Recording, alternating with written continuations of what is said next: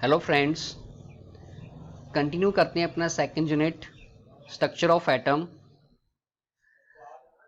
इसमें हमने कौन कौन से टॉपिक डिस्कस करने हैं।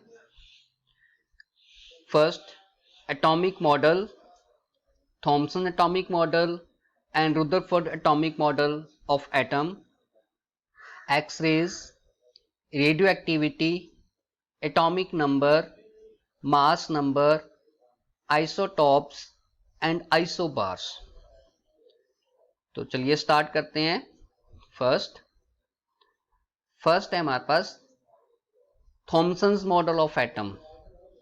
लोअर क्लासेस में भी किया था, 9th क्लास में भी किया था हमने थॉमसन्स मॉडल ऑफ एटम।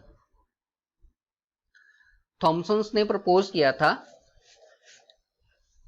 कि जो एटम है consist of positively charge sphere, positively charge spheres का बना है, and the electrons are embedded और fixed firmly and deeply in it. ये मॉडल है, स्ट्रक्चर है।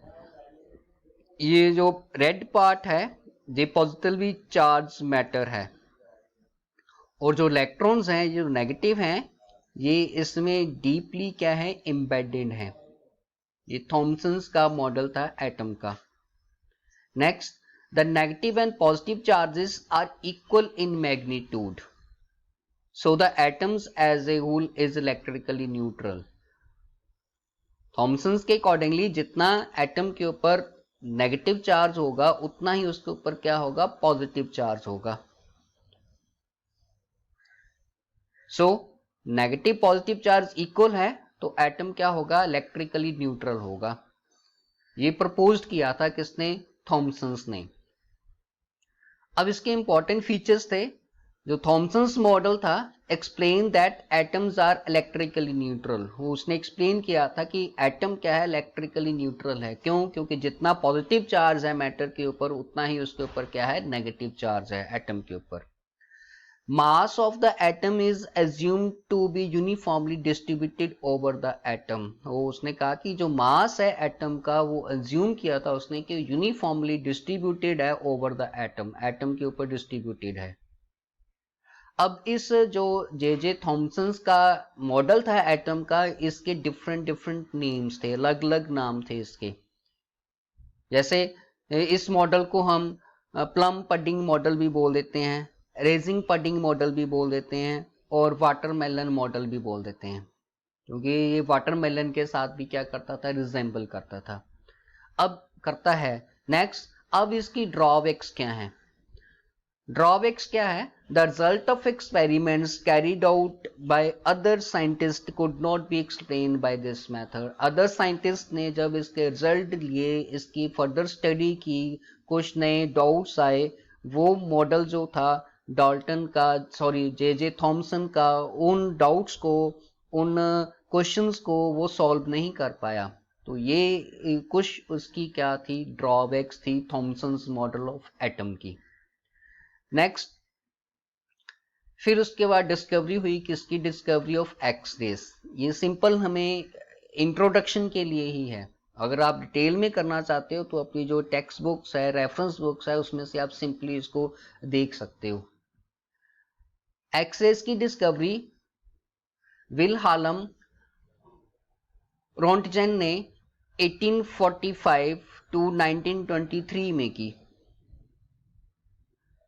ठीक है जी। जब इलेक्ट्रॉन्स ट्राई करेंगे मटेरियल के साथ, कैथोड ट्यूब, टेस्ट ट्यूब जो एक्सपेरिमेंट किया था ट्यूब में, कहते हो तब क्या कि जो रेज प्रोड्यूस हुई थी, the produce rays which can cause fluorescence in the fluorescent material. जब अगर उस ट्यूब में, उसके ट्यूब के बाहर फ्लोरोसेंट मटेरियल लगा देंगे तो वो क्या कॉज करेंगी, फ्लोरोसेंस कॉज करेंगी। ठीक है जी। अब उसके बाद तब वो साइंटिस्ट, ठीक है, did not know the nature of the radiation. वो उस रेडिएशन की नेचर के बारे में नहीं जानता था कि ये पॉजिटिव है, नेगेटिव है, न्यूट्रल है। इसलिए उसने उसको नाम दे दिया, किसका नाम दे दिया, एक्स रेज दे दिया, क्योंकि इसकी नेचर के बारे में उसे नहीं पता था। और आज भी हम इस नाम से ही इन रेज को जानते हैं, इनकी स्टडी करते हैं। कौन सा नाम है? X rays. अब it was notice that X rays are produce effectively कब? जब हम इलेक्ट्रॉन्स को स्ट्राइक करते हैं with the dense metal anode. जो डेंस मेटल एनोड्स हैं उसे टारगेट भी बोल देते हैं, कॉल्ड टारगेट्स। तब क्या होगी? हमारे पास एक्स रेज प्रोड्यूस होंगी। कब होंगी? जब हम इलेक्ट्रॉन्स को स्ट्राइक करेंगे with the dense metal anode, तो एक्स रेज प्रोड्यूस होंगी।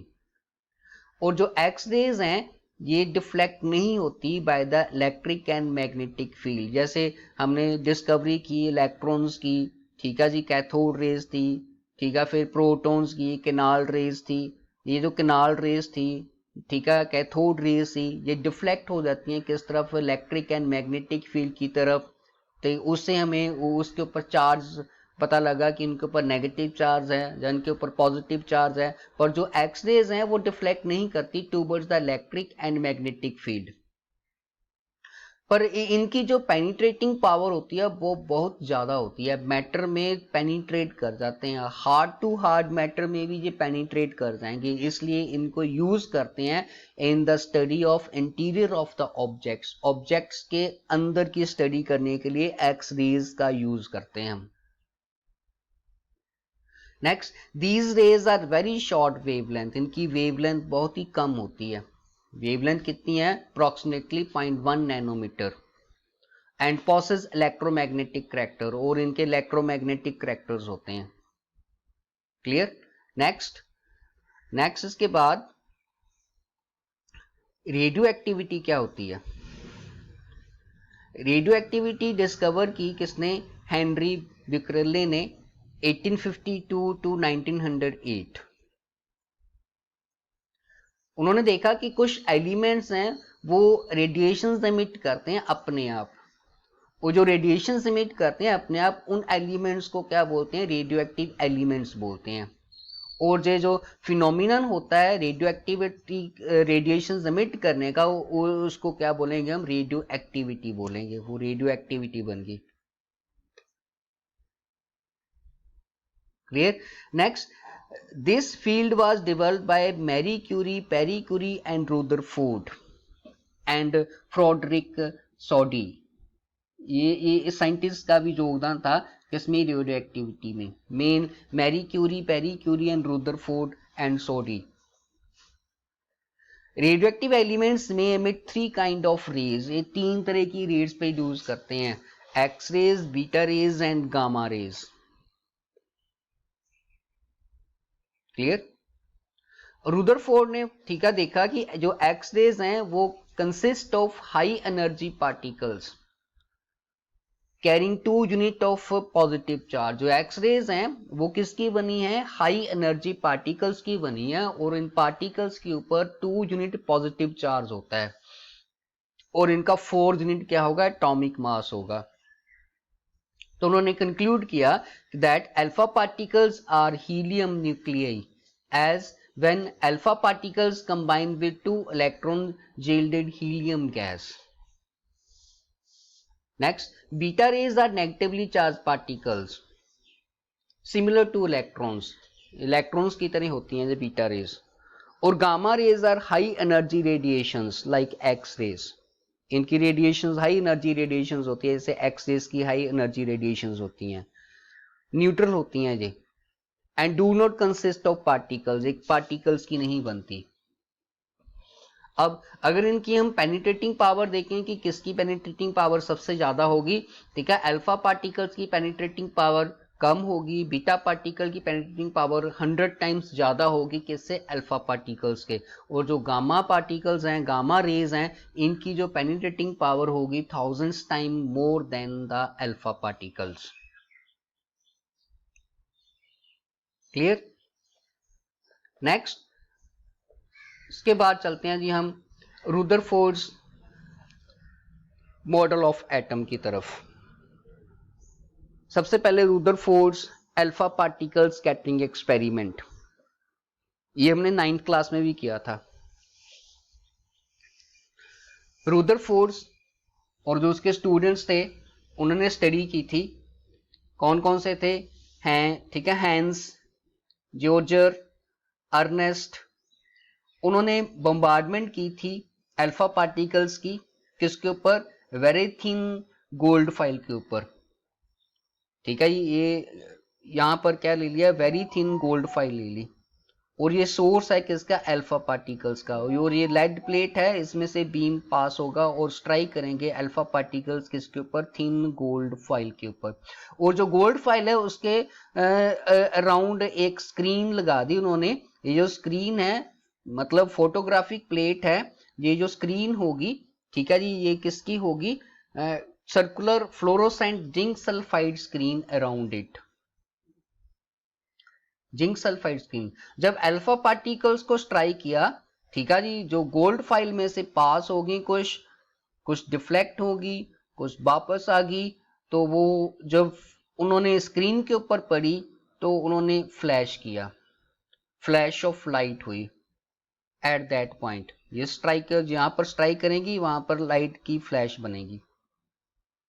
गोल्ड फाइल ही क्यों यूज की रुदरफोर्ड ने?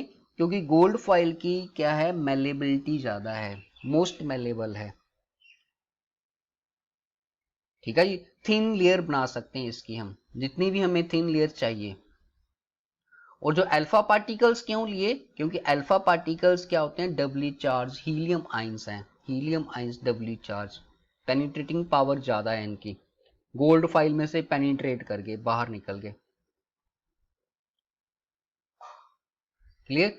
अब इसके बाद इसकी ऑब्जर्वेशंस क्या थी Rutherford's alpha particle scattering experiment की? हमने 9th क्लास में ऑलरेडी किया हुआ है। Most of the alpha particles pass through the gold foil undeflected. ये देखो, ये rays most of the alpha particles undeflected क्या हो गए? उसमें से पास हो गए। क्लियर? ये गोल्ड फाइल है, ये गोल्ड के एटम्स हैं ये सभी। और ये जो लाइंस आ रही हैं ये हमारे पास अल्फा पार्टिकल्स की रेज हैं। A small fraction of alpha particles was deflected by small angle। तो कुछ जो है हमारे पास स्मॉल एंगल के साथ, ये स्मॉल एंगल के साथ क्या हो गई? डिफ्लेक्ट कर गई कुछ रेज, और ये भी स्मॉल एंगल के साथ डिफ्लेक्ट कर गई। और very few particles, alpha particles approximately 1 in 20,000 bounced back, वो बैक आ गए पीछे एज सच। जैसे यहां पर स्ट्राइक किए, यहां स्ट्राइक किए और वैसे ही क्या हो गए? वो वापस आ गए लाइक दिस। स्ट्राइक किए गोल्ड फाइल के ऊपर, गोल्ड एटम के ऊपर, और वापस आ गए। ठीक है, बाय नियरली बाय 180 डिग्री। फिर उसके कंक्लूजन्स क्या थे, रिजल्ट क्या थे अल्फा पार्टिकल स्कैटरिंग एक्सपेरिमेंट के? तो most of the space in the atom is empty, क्योंकि मैक्सिमम जो अल्फा पार्टिकल्स थे वो उसमें से पास कर गए गोल्ड फाइल में से। तो वहां से रिजल्ट निकला कि एटम में मैक्सिमम जो स्पेस होगा वो क्या होगा? एम्प्टी होगा। Next, the positive charge is concentrated in a very small volume called nucleus। जो पॉजिटिव चार्ज है एटम में वो कंसंट्रेट होगा, उसका जो मास होगा या कंसंट्रेट करेगा वेरी स्मॉल वॉल्यूम में कंसंट्रेट करेगा, और उसे रुदरफोर्ड ने नाम दिया किसका? न्यूक्लियस का। और next, the volume occupied by the nucleus is negligible. ठीक है, negligibly small as compare to the total volume of the atom. और न्यूक्लियस का जो वॉल्यूम है वो निग्लिजिबल है as compare to the total volume of the atom, मतलब उसका वॉल्यूम जो है बहुत ही स्मॉल है। The radius of atom is about 10⁻⁻10 metre while that of nucleus is. और न्यूक्लियस का रेडियस क्या होगा हमारे पास? इससे ज्यादा होगा, सॉरी कम होगा। Clear? Next, Rutherford's nuclear model of atom. Rutherford nuclear model of atom क्या था? The positive charge and most of the mass of the atom is densely concentrated in extremely small region called nucleus. जो atom का mass है, जो atom का nucleus है, जो positive charge है, वो लाई करेगा किसके ऊपर? लाई करेगा एटम के न्यूक्लियस में लाई करता है।